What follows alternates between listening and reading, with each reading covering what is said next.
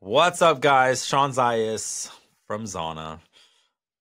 So I think I told you guys at the end of last year that something was coming because something was in the works. We've been investing in, we've been researching, we've been planning, and I still can't tell you what it is, but it's coming. It is dropping in November. So you don't need to mark your calendars. I just want you to know it is coming. And it is true to the mission of Zana that from day one, we showed up in this space. And people thought we were crazy, right? I don't know if you remember. People were like, wait a second, Sean, you have an electric toothbrush and you're wanting to compete with Sonicare? You're wanting to compete with Oral-B? Like, why? You're either insane or you know something and have some plan, right? So I always tell people this, like, look, I'm not the smartest guy. But I didn't think it was a good idea to compete with Sonicare and Oral-B head on. So if I play their game, I measure up short and I lose. Do I have a great brush? I have a great brush. Can I compete with them when it comes to brand recognition? When it comes to their R&D department? When it comes to just the loyalty that they already have in dentistry because they have great products? No. But could I create a game, a different game with different rules? Where, according to those rules, I was the only one that could win. I think so, 100%. And that's why I have dedicated myself and this company to addressing one single thing, and that is how can we own the highest ground in dentistry?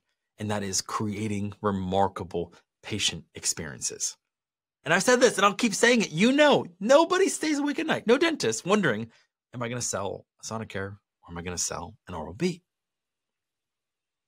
And the tens of dollars you make selling them do not move the needle. Look at your P&L and figure out what you made in selling electric toothbrushes last year. And obviously, if you're one of my practices, you shouldn't be selling them anyway. Now, you can, but that's a small thing.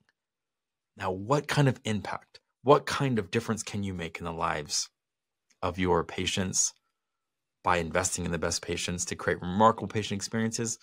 Well, I hope you know. I hope you've already experienced it. And if you have, I would love to hear about it. I would love to hear about a case study that you have from a patient that you gifted a brush to and the way that they've raved about it or the way that it just really impacted them. And the reason I know that it does that is because of the stories I hear. The reason I know that it does that is because of the ways in which I've gifted brushes to people with their name on it. And I've seen them actually come to tears in front of me. These are adults that aren't expecting to cry. And they get all emotional because they've never had something so thoughtful. They've never had something and owned something with their name on it. And I knew the second I gave that experience to a person that I needed to figure out a way to get you to be able to give that same experience to your best patients. But what's coming is exciting. It's exciting, and it is still true to the mission of Zana and Care Behind the Chair. I wouldn't say it's locked in to a just dental model, meaning it's also B2C, so it's direct to consumer. So I know consumers are going to love it, but it is coming. It's coming in November, so I'm just warning you. Get ready. Okay, best of luck at the end of this year in creating remarkable patient experiences.